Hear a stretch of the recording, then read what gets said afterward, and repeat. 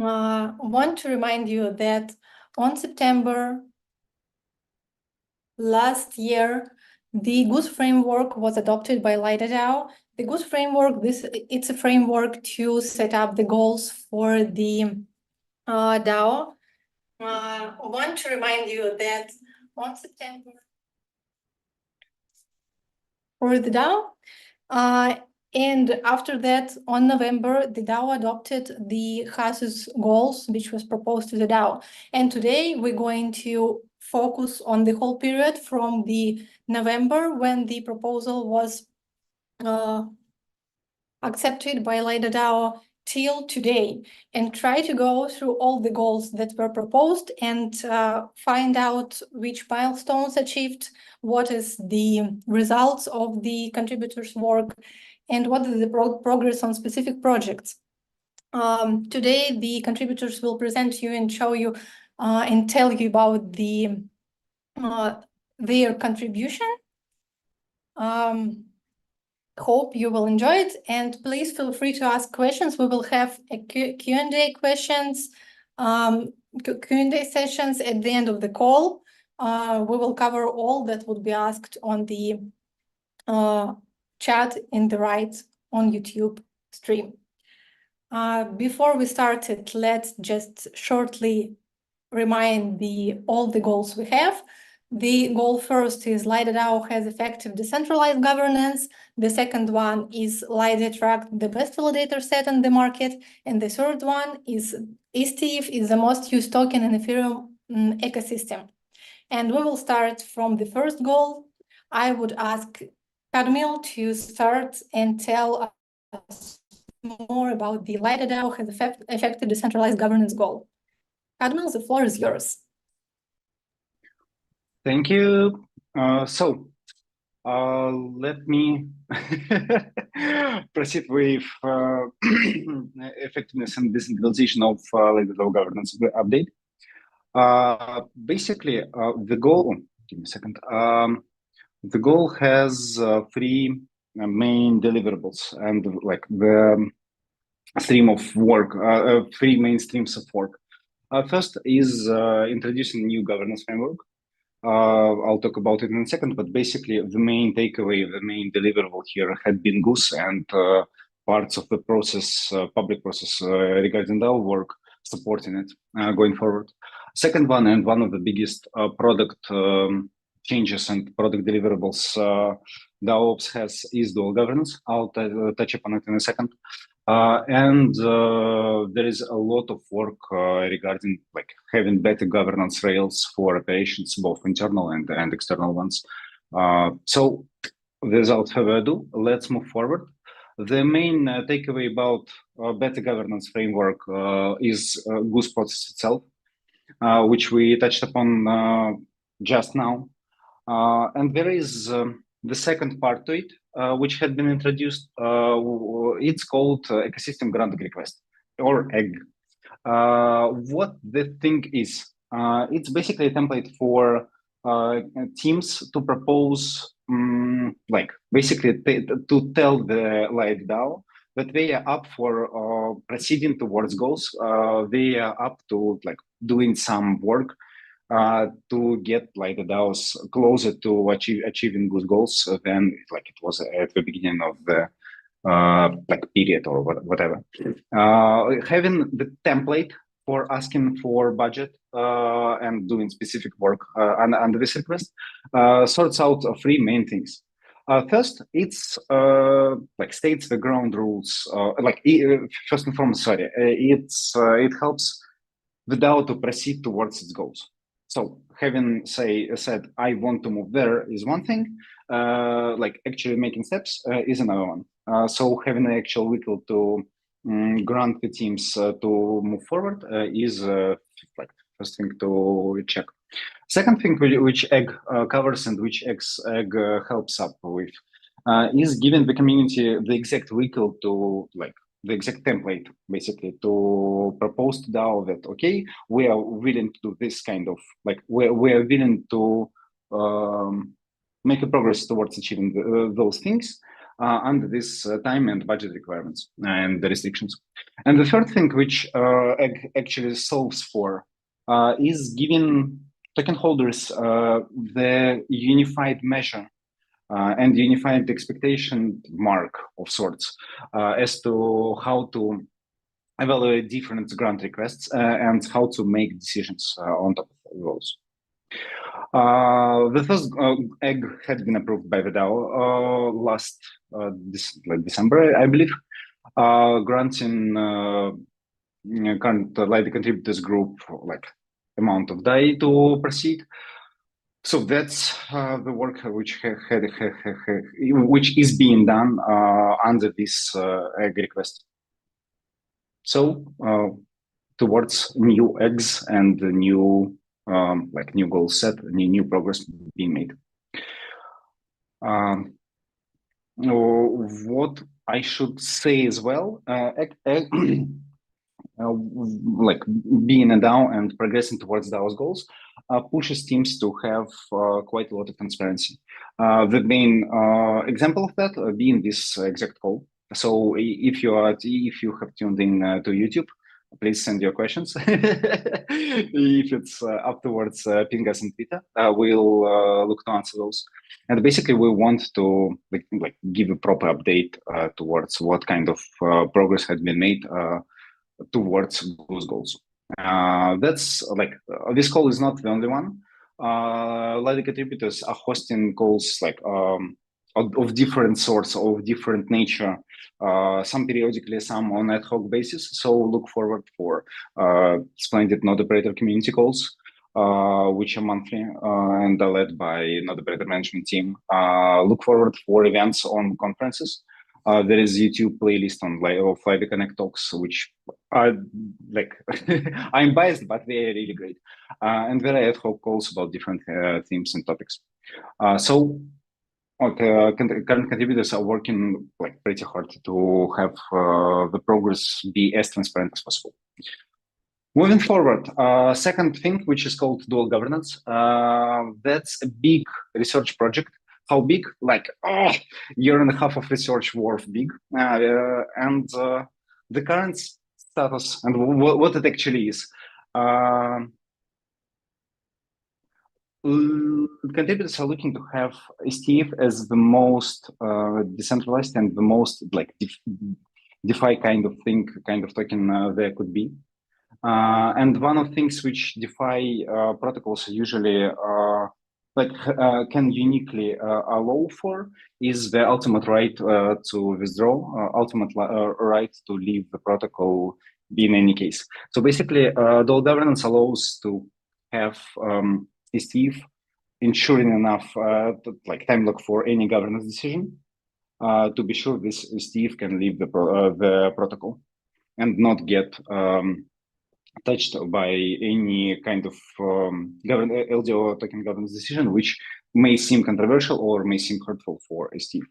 That's the last kind of measure of last resort of sorts, and saying let stETH be able to pause governance motion for some time to be able to exit and make it vocally is one thing. And designing the thing in a way which doesn't allow for new attack vectors and is good to go is a whole another thing. So it took contributors quite a lot of time and effort to design the thing, to think through it. Right now it's on advanced design stage, I'd say. And would be moving to forum proposal pretty soon. Touching upon the last part of results, it's having better governance rails. One of the biggest things which I'm actually very happy about is on-chain delegation. Right now, Lido DAO works on top of Aragon code base, which dates back to 2020, which haven't had the ability to delegate the voting power on chain. Right now, there is an ongoing project to enable that. So make sure to catch up That's pretty big development. Second thing I wanted to mention for as better governance sales is songs. Not only for the sake of funny name, but actually that's pretty curious development, allowing Treasury Management Committee, which is a separate body under Lido DAO, to be able to do swaps of tokens from the Treasury without multi-sig touching any tokens whatsoever. So the design uses Code protocol. So massive props to Code team for like enabling all that. Like we're definitely looking forward for smaller test flights in the coming weeks and bigger projects to be announced on forums by TMC going forward. And last but not least, with ongoing like having more kinds of stable coins than just DAI in Treasury, some developments have been made for different committees to be able to use not only DAI, but different kinds of stables through EasyTrack. That's me. Looking forward for your questions and would hang up till the Q&A session. Thank you so much. Thank you, Kadmil. And we're going to move to the next goal, the second goal, and I'm going to ask the Will to cover this part. And remember that you're able to ask the questions during the whole call in the chat, and we will cover all of them at the end of the call. And Will, the floor is yours. Awesome. Thanks. Hey, everyone. I'm Will. I'm a contributor to the Lido DAO in the NOM work stream. And today I'll be introducing the topic, which is the second Goose goal of attracting the best validator set. I'll be the first of two other speakers following myself covering this goal. And so you can see the key results outlined there on the left side of the screen for this goal. Today's discussion will primarily focus around permissionless entry, reaching 5,000 node operators using the protocol to run validators, risk mitigation by design, and a free market for validation. And so these are the 3-year goals, or the key results for the 3-year goals. And then moving on to the next slide, we will talk about how this has been broken down into 1-year goals. So the agenda for today will really cover permissionless staking router modules, which will be covered in the community staking module section, DBT staking router modules, which will be covered during simple DBT and third-party infra, the staking router marketplace, which will be covered during third-party infra, and programmatic exits, which will also be touched on during the community staking module section. But moving on, we will be talking about simple DBT. And you can go to the next slide, please. Thanks. So what is simple DBT? And DBT stands for Distributed Validator Technology, for those who may not know. But the simple DBT module is the second module to be added to the Lido protocol. That took place in February after an on-chain Aragon vote. And the module leverages the existing technical design of the curated operator module. So what that really means is that the code base of the curated module and the simple DBT module is basically identical. The curated module is generally what people think of when they think of Lido, 37 node operators running using the protocol to run validators. But I think you'll see that that's changing here over the next few months. Clusters in the simple DBT module will be using DBT developed by the 2 major providers, Obol and SSV Network. And this really incorporates processes that have been developed during DBT testnets over the last 2 years. We'll talk more about this over the next few slides, but the 3rd round of testnets are just wrapping up and a 4th will be starting quite soon. But there've been 2 other rounds of testnets held in the 2 years prior. This next point is, sorry if you could go back one. This next point related to solo community stakers and other node operators, I think, through many conversations with community members is something that resonates deeply with others, right? So this is the first opportunity through the simple DBT module to onboard solo and community stakers in addition to professional node operators and curated node operators. We'll talk more specifically about numbers in a moment, but in general, this is pretty exciting. The module is initially capped at 0.5% of total Lido stake. Currently, that's somewhere between 1,350 validators to 1,400 validators. It changes depending on the amount of total Lido stake. And then there's this final point. So the module is not intended for indefinite use. Simple DBT requires a fair bit of manual process. It's still curated. And so the module is intended to be wound down after 2 to 3 years and pave the way for more scalable modules with permissionless elements. So why should simple DBT be added? First of all, DBT represents the fastest way to add many new node operators to the protocol. Per the proposal that went live in the fall, the expectation was that 200 net new node operators could be added to the protocol by the end of Q2 and 275 by the end of Q3. Remember, there's 37 node operators in the curated set currently.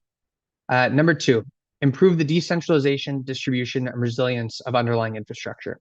So I think the best way to think about this personally is that you should compare and contrast like a normal vanilla validator, right?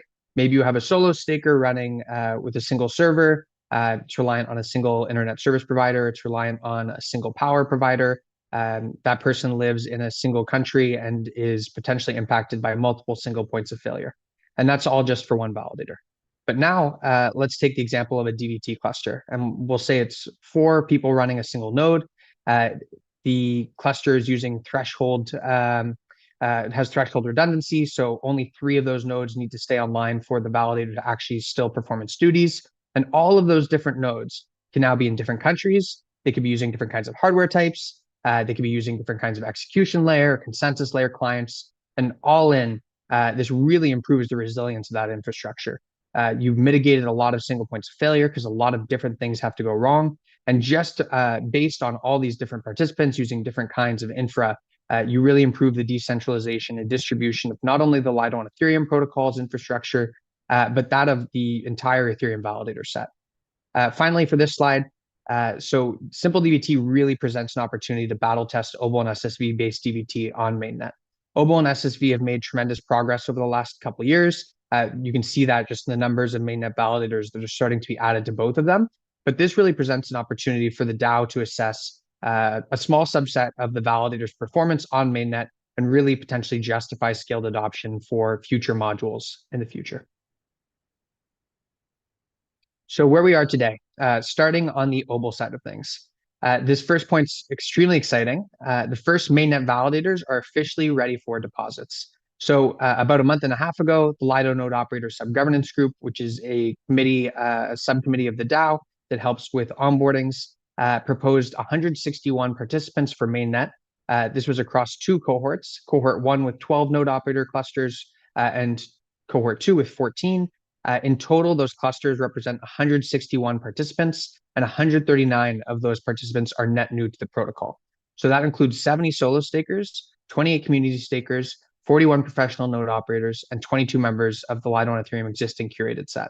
In total, they'll run infrastructure from 36 countries. And so I think that these numbers really speak for themselves. Just with cohort 1, which is 72 net new, that would represent 195% growth in the Lido and Ethereum node operator set. And there's a lot more to come because we haven't even gotten to SSV. On the OBO side, finally, testnet number 4 will be starting, and there's a bunch of new node operators also expected to participate. Preliminary expectations around 90 solo and community stakers and around 45 professional node operators too. On the SSV side, the final testnet or the third testnet is almost complete. And as you can see here on the chart, all of the minimum testnet success characteristics have been achieved.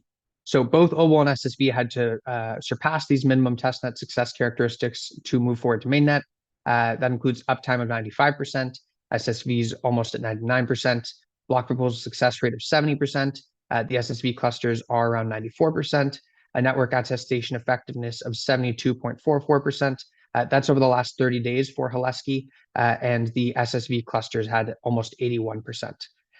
The final steps are currently underway. So this is really just testing the exits and reward claiming flow. About half the clusters have actually now successfully completed this. We'd expect in the next week or so that we would get the final clusters sorted. There are 2 clusters that are going to run validators for another week and a half, 2 weeks. This is related to a test of a new DKG tool that was tested through all the clusters, but we're now just making sure the validators activate successfully, given that the entry queue on Haleski is piled up quite a bit. The testnet included 31 solo stakers, 27 community stakers, 82 professional node operators, and 26 members of the curated set. So again, you can see that if these participants move forward to mainnet, that there will be pretty big growth in terms of the numbers of new participants that would be joining mainnet. The process basically from here is there will be a LNOSG proposal for the mainnet participants that will likely be before the end of this month. If the DAO accepts that proposal and moves forward, and the audit of this new DKG version that I mentioned is successfully received, then we'd expect the mainnet activation for these clusters fairly soon after. So wrapping it all together, how does Simple DBT impact this second 3-year goal and really dialing it in on the first year goal, which is deploying DBT-powered modules to the staking router? To date, the Simple DBT has been deployed on mainnet. It's added 72 net new node operators. And I'm going to say it again because I think it's pretty amazing. 195% growth in the node operator set.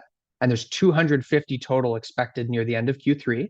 It's led to multi-module support for related tooling that node operators and community members use related to the protocol. And it's started to incorporate DBT in the node operator set, providing many benefits to resilience, redundancy, and decentralization.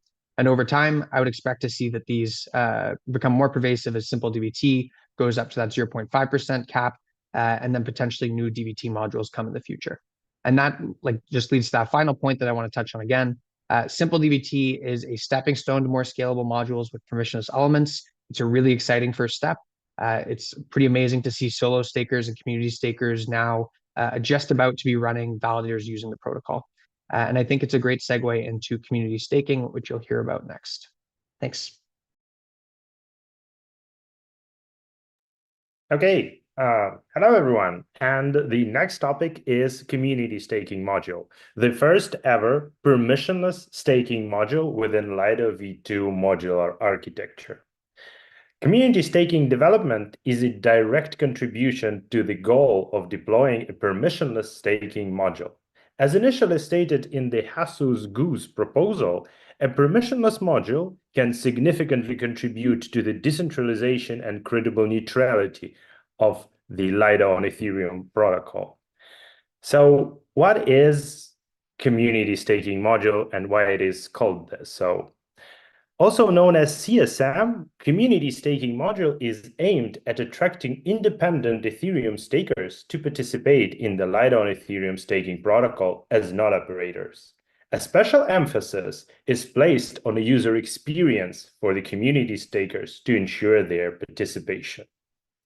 This emphasis is reflected in the key values of the CSM or community staking module, namely reducing both technical and economic entry barriers for Ethereum validation, which we know are pretty high, improving Ethereum resilience, and making Ethereum validation more attractive for the small actors as community stakers.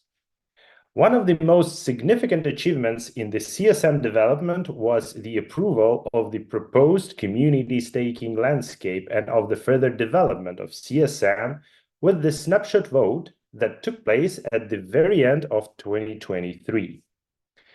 To ensure a smooth user experience, and as I mentioned before, it's one of the crucial features for CSM, an RFP for the integrations development by Ethereum staking ecosystem participants was published by the Lido Ecosystem Grants Committee, also known as LEGO.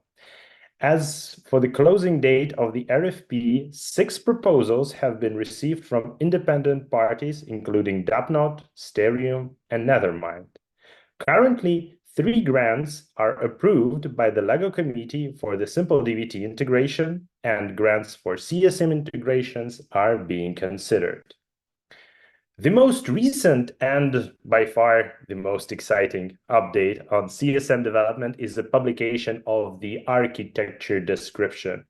This is the very last step before the actual code development and testnets and all that stuff. And you can read the document by scanning the QR code on the slide. Community feedback is highly, highly appreciated here. And finally, here are some facts indicating CSM contribution to the goal, to the GOOSE goal number 2. Once deployed, CSM will allow anyone to become node operator within Lido on Ethereum. It will introduce a new risk mitigation and incentivization mechanisms. It will allow up to 1% allocation of the total ETH staked through Lido to be distributed to the permissionless operators, and it's just the initial number. Note that this number might be increased later based on the DAO decision upon a proposal. And last but definitely not least, CSM will serve as a reference for the new staking modules development, because it turned out that it is not super easy to develop a robust staking module, and it will be great to have a solid reference for it. And that were the most significant updates regarding CSM and how it contributes to the goal of deploying a permissionless staking module. Thank you very much. Yeah, all right. And yeah, next up, the third goal. Hi everyone, by the way, I'm Sasha, I'm contributor for Lido. So the third goal outlined is a staking router marketplace, which is basically about creating the infrastructure for the third parties to deploy new modules.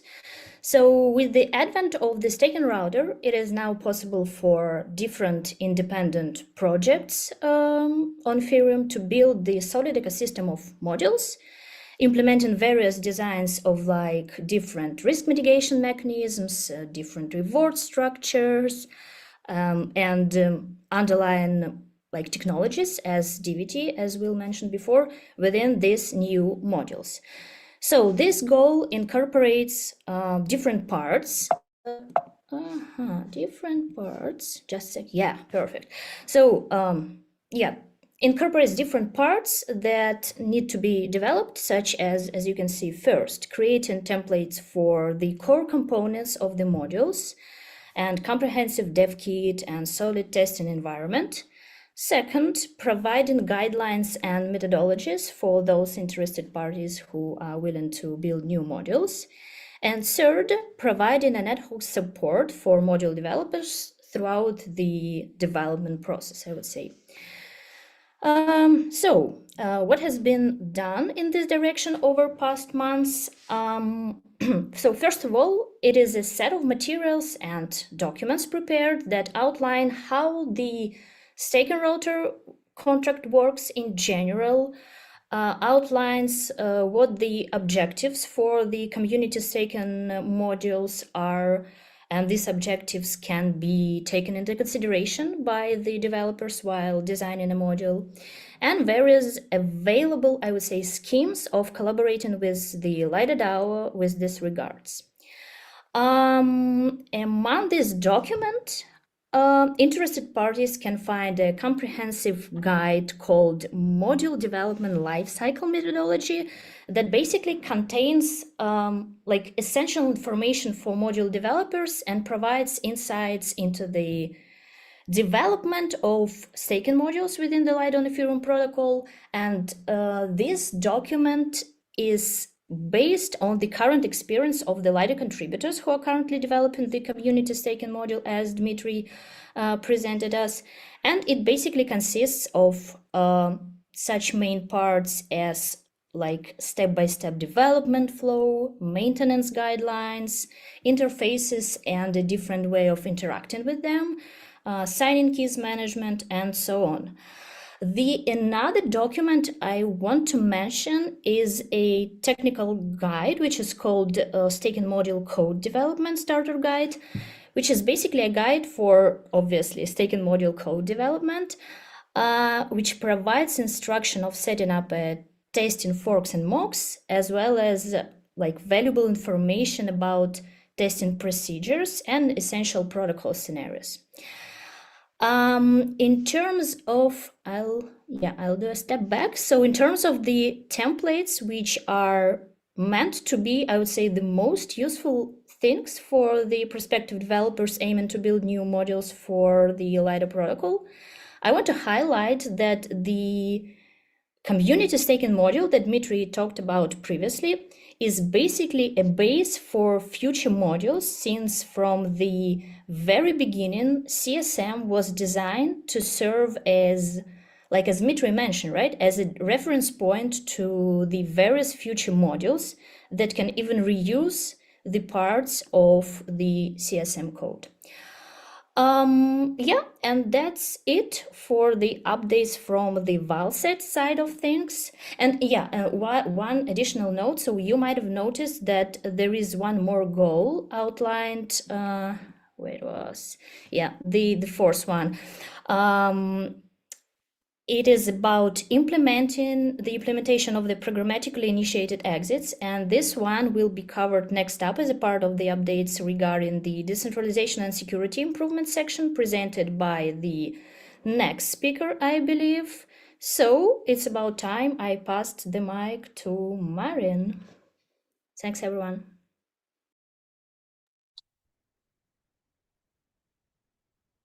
Hey everyone, just a moment. Happy to be here. My name is Marin. I'm a contributor to protocol relations and working under stETH value stream, or contributing, better to say. Just shortly to circle back here, you've seen in the initial slides the goal number 3, which is stETH is the most used token in the Ethereum ecosystem.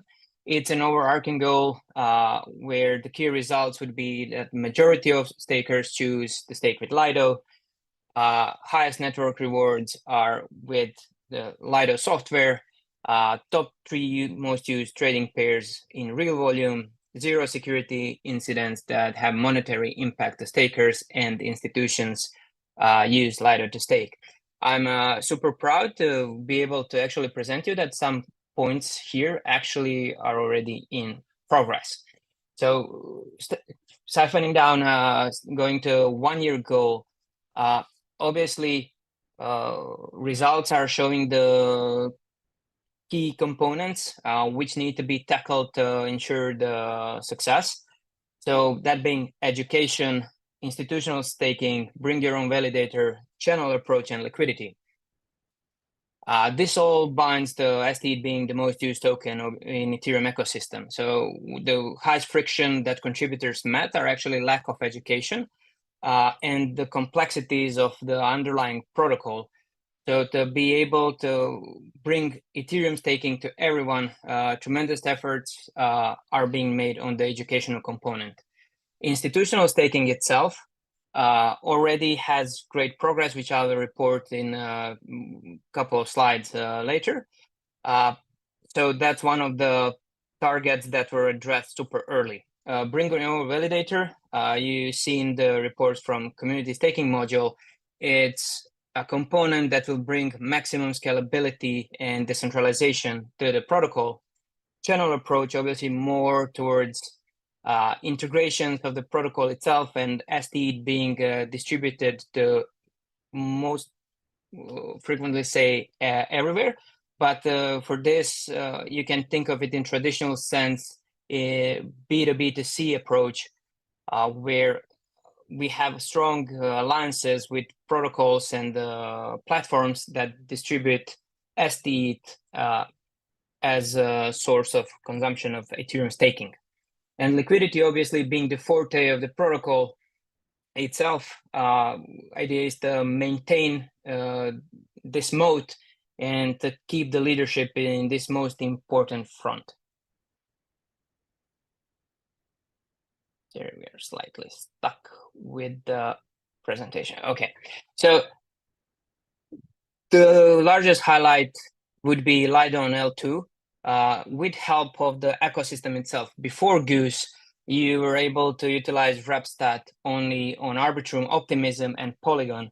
But after GOOSE and the contributor effort in coordination with all these networks, we have Base, Linea, Mantle, Era, and Scroll being voted in, and already Asset is having a huge adoption. Contributors wrote a bridging guide, and there's a new landing page for onboarding to simplify it for the next generation of users. It's really, really important given the gas prices on mainnet. So the whole L2 effort is essentially focusing on the new venues, partially being even in the channel approach. Dashboards are available to track that in case you are interested. And in general, to prevent large overhead, there's a design research and guide from a new group, so Network Expansion Work Group. It's a subgroup of contributors that actually place guidelines in case other networks want to do this and our contributors don't have resources to allocate. Additionally to that, huge research was posted and led by Eugene Mamin to deploy rebasable stETH on L2s. It's going to be a major game changer because, again, you will be able to hold a rebasable asset and have this luxury of depositing or withdrawing from centralized exchanges or other protocols that are able to utilize rebasable assets. So it's a very, very nice to have feature and important for future scalability.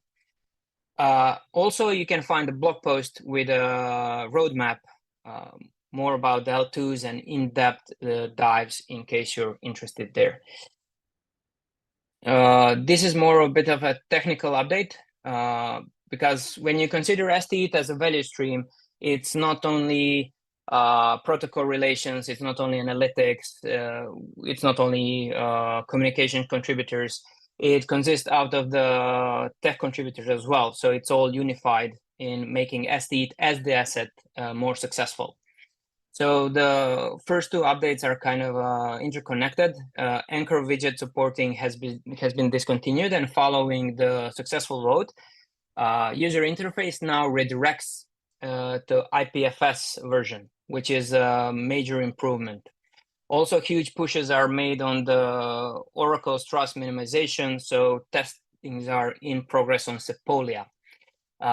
Bit of a frictionless environment is with the trigger exits proof of concept because it is in development, but Ethereum specs are changing here and there, so it's creating a bit of an unknown for the development contributor teams. In terms of institutional staking, the part that I promised to give you a big update. So huge momentum there and huge progress. On the left side, you can see a couple of big names. So Taurus, one of the huge highlights. It's an integration that enables 16 banks to integrate Ethereum staking through Lido software. What this means, it's integratable directly to core banking systems. It's a huge, huge, huge step towards being fully institutional product. Powered by also Hashnote with their structured product, Matrix Port integration, Ledger Enterprise. It just shows how what we are seeing in terms of marketing from other protocols doesn't really work, and that only Lido is institutional grade ready with sufficient liquidity to satisfy the demands. So when we look on the right side and see direct stake from the funds, proud to say it's already happening. Sadly, can't say the names because of the nature of how institutional contributions and relationships are managed, but happy to say that they are happening as we speak. That all kind of came powered by listing on various exchanges where, due to the now new venues and arbitrage opportunities, there are parties that engage into trading. So we unlocked additional use cases or utilizing asset as a collateral. So if you're curious, check out CoinGecko. You will be surprised about the progress done. And ultimately on the ETP side, it's not launched at this point, but soon in the following weeks, there will be public announcements about the progress, and it's going to be huge as stETH will be first in yet another very important field. To shift back from institutional a bit to DeFi, during this period, next expansion, it's not an L2, so to speak, but L1. We do have same contributors working on it though. Wormhole and XLR proposal was accepted, and there's going to be embraced version of RepStat on the BNB. It's already picking up huge traction and demand is there. What's left is to deploy the asset and away we go. Wormhole also implemented RepStat native transfers between EVM networks. So this not only helps in terms of simplifying the user experience, but opens up use cases for arbitrage and generates additional volumes. So very, very nice feature to have.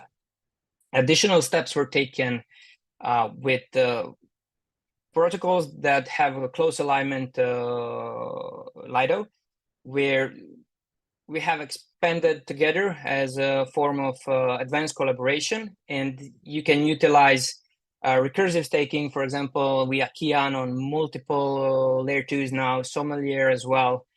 And a cool part about these, because they're all added by Aave, the group of protocols that have 0% flash loans, meaning with changes to Ethereum supply and parameters on the lending market, you can do multiple more loops. So leverage goes roughly up to 15x, and returns are, safe to say, adequate to counter restaking itself.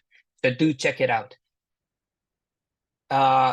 Also, Lido staking is available on Staking Rewards, and it's rated as an AAA staking service. It's a really, really good website where you can get aggregated data on all the staking providers. And we are really proud to have such high rankings among all of the staking providers. One cool feature, Paraswap currently disabled due to some issues with their contracts, but 1inch and Bebop are an option for fast withdrawals from Lido staking widget. 1inch, obviously most popular aggregator, gives great fees, but I want to highlight Bebop because it quotes directly from market makers, and as they're currently trying to acquire more markets, there are no fees. So in case you want to push some unstaking, I suggest you check out the rates as well. Ultimately, stETH is supported by Electrocoin. It's a Croatian entity, but it's regulated, and within EU, anyone can pay any type of invoices by stETH. It's part of the movement of making it a unit of account, providing multiple utility features, and not just being a hold token, which occurs staking rewards. Rushing through the rewards program to give you some time for questions and answers. It was a push to have more enterprise-oriented fee sharing program. Old version was not really adequate and was not good enough to support new partnerships. Some of them will come in upcoming weeks. Super eager to push those announcements and to share it with you. Major changes, obviously here, now it takes 40,000 ETH to be eligible to join the program, and there are no tiers. So the committee has ability to appoint a tier to the applicants, depending on how they prioritize Lido staking software. Do they highlight it on the front end, for example? Do they give extra strategic efforts, share sales channels and things similar to those traditional methodologies? And obviously payment schedule is a huge change. It used to be monthly, now it's moved to quarterly to more suit enterprises and their accounting systems. Some cool metrics before we wrap it up. So TVL grew from 16.2 billion to $35.4 billion. It's a net increase of 120%. Important to note that it's mostly to the Ethereum price increase in terms of US dollars. But slight growth was noted during this period in terms of Ethereum itself. Unique ETH depositors, in other hand, grew, which is a very, very nice thing to see, given everyone is chasing restaking and farming points. still shows there are net new users coming to the protocol. With this, number of unique addresses grew. stETH in DeFi sadly shrunk a bit, but we can attribute it to the already mentioned restaking, chasing of points. Same goes for liquidity pools and lending markets and the DeFi share itself. But it's not grim as it sounds. It's more of end users rebalancing their positions and taking what's available on the market from the newcomers, as everyone else would do. End of the day, Lido remains a very trustworthy brand in the staking itself, and the software is battle tested. So there are reasons we believe stake will come back post the mania. Thank you, everyone.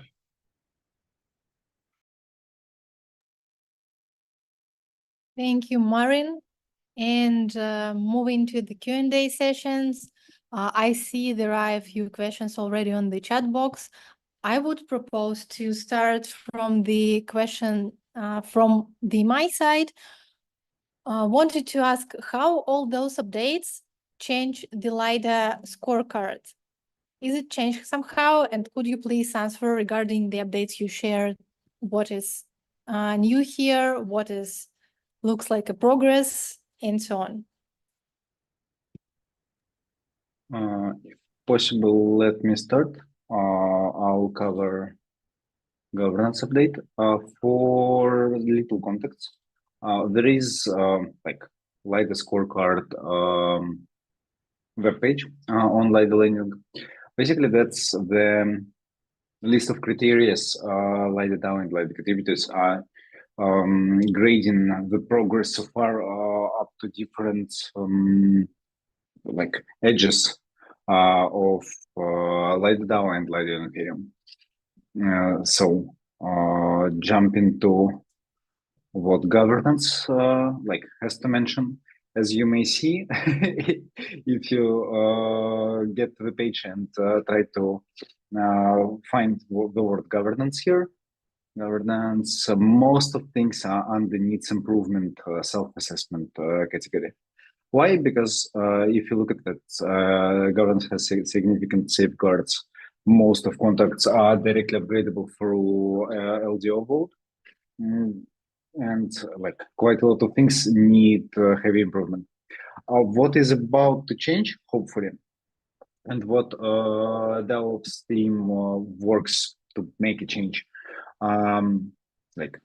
If you change your search criteria to dual governance, you would note that some things are mentioned here also.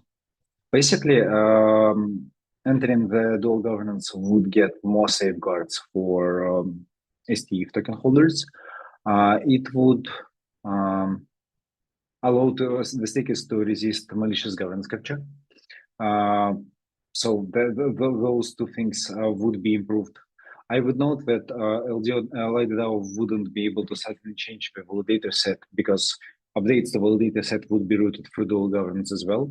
So not as sudden as potentially could be done today.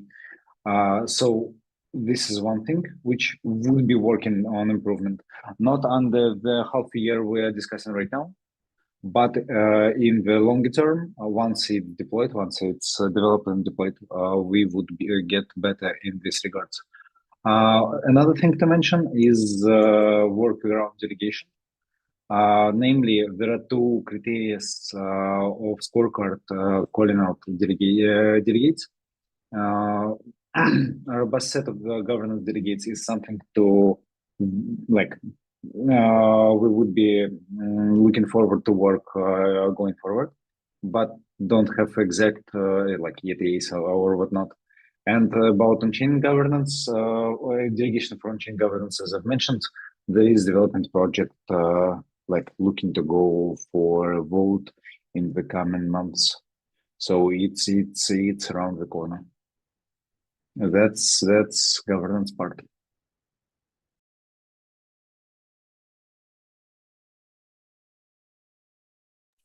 Okay, Victor, can you please scroll to the very down?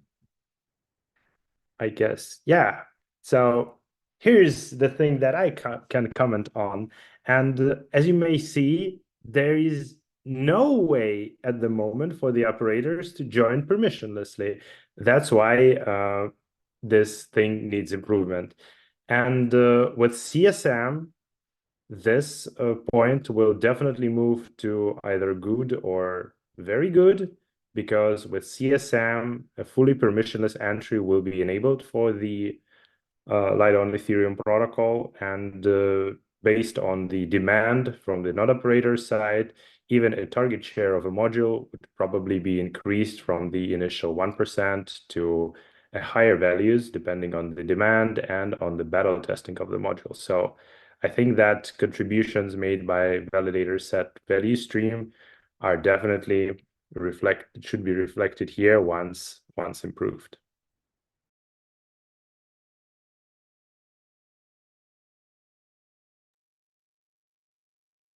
From the SimpleDBT side, I think there's somewhat in the middle, yes, in this section related to validator set. So there's 3 different topics that really are covered here under SimpleDBT. It's client diversity, distributed geographically, and best practices in security and key management. So for distributed geographically and for client diversity, I think I touched on these quite a bit during the presentation. Having multiple node operators participate in running single validators or groups of single validators with diverse infrastructure types and diverse geographic regions, and then also multiple combinations of EL and CL clients, definitely plays a pretty massive role in improving both of these different factors. Once I get off, I'll also include a link to the validator and node operator metrics. Both of these are tracked every quarter with all of the members of the Lido on Ethereum curated set, and the SimpleDBT module will also be added to this once validators are active within a quarter as well. The one that is also relevant here, best practices in security and key management. So this is something we didn't talk a lot about during the presentation, but it's pretty crucial actually to the way that both OBL and SSV DBT is used within the protocol. So both providers offer distributed key generation. So all validator keys used through SimpleDBT module are generated through DKG, distributed key generation. That means that no single node operator has access to the full private key, and the private keys are able to be reconstructed based off of these separate shards. So this has numerous benefits from a security perspective. No one person can be hacked and their private key lost, and then also adds a bunch of additional redundancy. Thanks.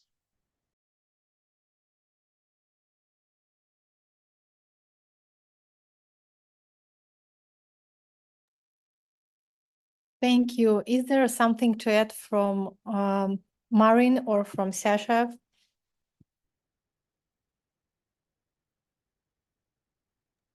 Yep, I think it's covered pretty well. Great. Anyway, anyone able to check the Lido on Ethereum scorecards and check how we are working on it, and we're trying to update it each time that when something changed. Then let's move to the other questions. The first one, let me check the chat, would be from Sam from Node Guardians. As a goal 3 aims to make stETH the most used token in the Ethereum ecosystem, considering the traction Eigen layer and the liquid staking token are getting, would you consider vertical integrated Eigen layer? Who would be able to cover this? Probably Kadmil. Yeah, let me take this one. That's a very specific question. As you may see, and what the scope of this call has been, is the update on GOOSE goals. And as I see, currently GOOSE proposal doesn't include the restaking and explicitly working with eigenlayer to any degree, to be honest. If that's to change, like you would see on forums first, and that's not the decision. That's a decision to be proposed to DAO and to discuss on forums first. Either way, So like I don't think there is any specific exactly about like vertical or horizontal or the diagonal integrations and whatnot. That said, I think there is a huge interest in restaking in general, and that's a huge part of the market now. So, watch out for like updates in Goose cycle either way. And so, like, the forum is the first place to look for such an update. Thanks. Thank you. And move to the second question. Is there any discussion ongoing after seeing the rainbow staking proposal on Ethereum? This can affect staking quite a lot in general.